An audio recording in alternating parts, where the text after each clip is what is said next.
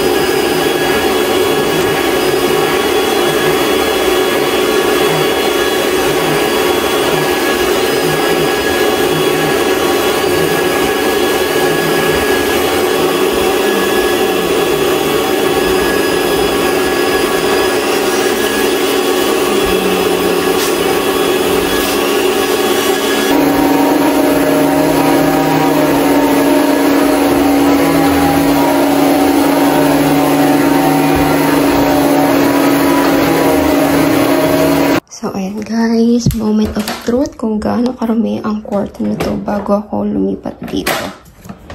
So, tignan natin. Kumatapon. OMG. Ganito ang itsura niya. Jeez. Bakit ganun nabula?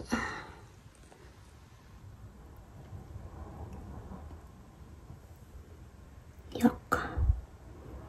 Tingnan nyo guys kung gaano kakapal yung buhok. O diba? Grabe ang kapal ng buhok. Wait lang, tatapon ko lang muna yung ano. So ayan guys, ganito kakapal ang buhok na naipon dito bago ako lumipat sa bahay na to. Oh, diba? Ang kapal. Oh my gosh. So, ganito siya. Hindi nalilinis. But anyway, at least nalinis na natin siya. Yan. Ang kapal ng